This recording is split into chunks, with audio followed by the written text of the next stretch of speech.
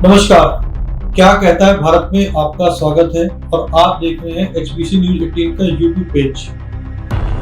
बीते कुछ दिनों से हम सब देख रहे हैं कोरोना महामारी की रफ्तार बहुत तेजी से बढ़ती जा रही है। 3.5 लाख से ज्यादा नंबर रोज आने लगे हैं। मौत का आंकड़ा तो ऐसा हो गया है कि हर 30 सेकंड में भारत में एक मौत होने लगी। मगर अब इस हफ्ते की शुरुआत की अगर बात करें तो एक अच्छी साइन दिखाई पड़ने लगे हैं। भारत को दुनिया भर से मदद आने लगी है। किसी ने ऑक्सीजन भेजा, किसी ने दवाइयां भेजी, कहीं से ऑक्सीजन के टैंकर आ रहे हैं। तो इस तरह से ऐसा लगने लगा है कि जो पिछले काफी दिनों से महामारी की रफ्तार थी उस पर ब्रेक लगने का अब वक्त आ गया है। यानी कि स्पीड ब्रेकर हमने बना दिए हैं कि ऑक्सीजन सिलेंडर्स भी हमारे पास मौजूद है, रेमडेसिविर दवाइयां भी मौजूद है, बेड्स भी हॉस्पिटल्स भी बनाए जा रहे हैं जहां पर बेड, आईसीयू के बेड वगैरह भी चीजें मिलेगी। मगर उसके पहले हम सबको भी इसका ख्याल रखना पड़ेगा कि कहीं ना कहीं घर से बाहर निकलते वक्त मास्क लगाएं, भीड़ वाली जगह पर न जाएं। इसके अलावा आज कोर्ट ने भी इस मसले को संज्ञान में लिया। पीछे आपने देखा होगा, सुना भी होगा कि सुप्रीम कोर्ट, हाई कोर्ट अपनी तरफ से स्वतः संज्ञान ले रहे थे। आज तो मद्रास हाई कोर्ट ने चुनाव आयोग के ऊपर तल्ख टिप्पणियां की। क्या था पूरा मामला, सुनिए। कोरोना के बिगड़ते हालात के बीच मद्रास हाई कोर्ट ने आज चुनाव आयोग को कड़ी फटकार लगाई। चीफ जस्टिस ने तो यहां तक कह दिया कि कोरोना की दूसरी लहर के फैलाव के लिए चुनाव आयोग जिम्मेदार है।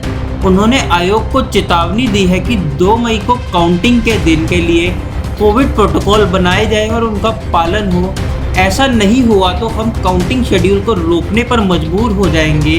दरअसल मद्रास हाई कोर्ट तमिलनाडु की करूर विधानसभा सीट पर होने वाली काउंटिंग को लेकर दायर पिटीशन पर सुनवाई कर रहा था। पिटीशन में मांग की गई है कि इस विधानसभा सीट पर 77 उम्मीदवार मैदान में हैं, इसलिए 2 मई को काउंटिंग के दिन यहाँ प्रोटोकॉल का पालन होना चाहिए।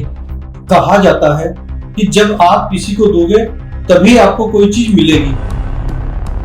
बीते कुछ दिनों पहले प्रधानमंत्री मोदी ने वैक्सीन पूरे दुनिया में निर्यात की थी।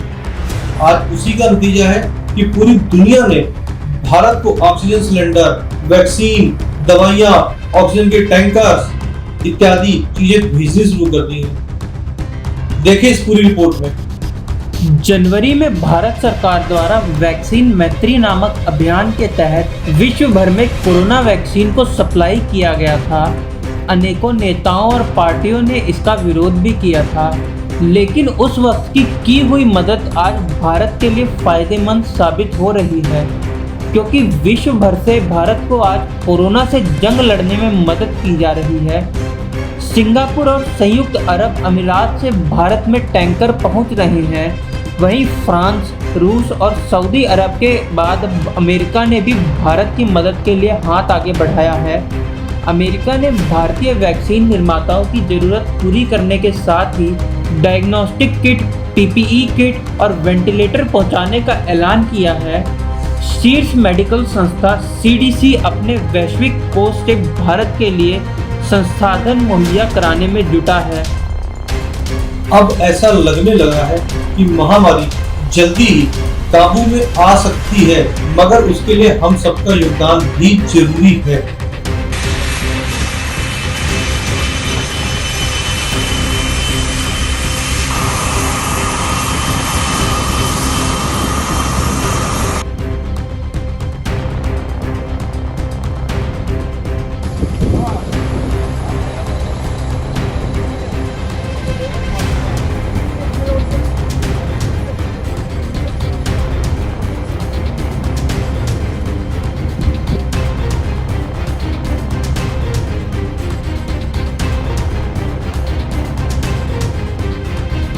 देश की राजधानी जहां पर की कोरोना महामारी के लिए बेड मिलना, ऑक्सीजन मिलना मुश्किल है, उसी राजधानी में आज ITBP ने मोर्चा संभाला और 500 बेड का अस्पताल चालू कर दिया गया है।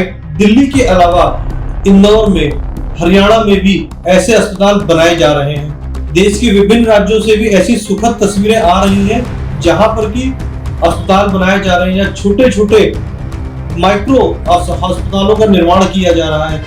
चंडीगढ़ के एडवाइजर मनोज परिंदा ने तो लोगों से अपील भी की है, चाहे वो चार्टर्ड अकाउंटेंट हो, चाहे वो आर्किटेक्ट हो, चाहे व्यापार संगठन हो, कि आप आगे आए और छोटे छोटे माइक्रो कंटेनमेंट टाइप के अस्पताल अपने आप बनाएं।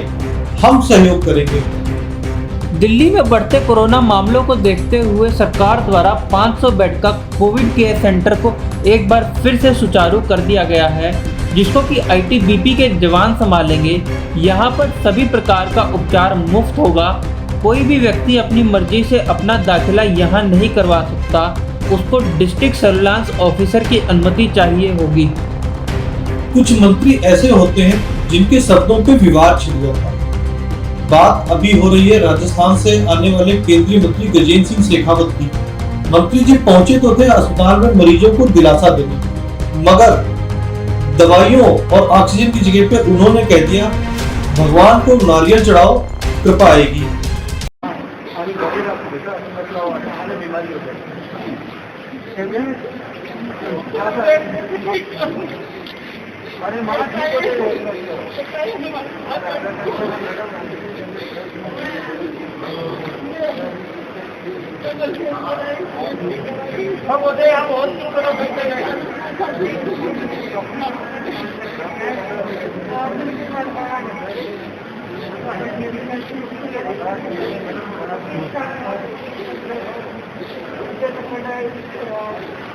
ठीक हो जाएगा, भगवान करे आज बालाजी महाराज ने कार्य करना ठीक है।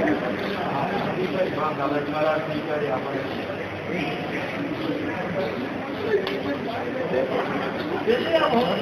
परमात्मा का हाथ जोड़ना हमारे आप ही कम मान बाहर ले लो। चलो चलो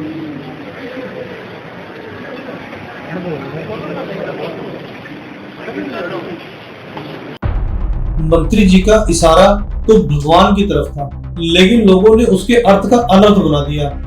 बिल्कुल ठीक है, जितनी दवाइयों की आज जरूरत है उतनी ही दुआओं की भी जरूरत है।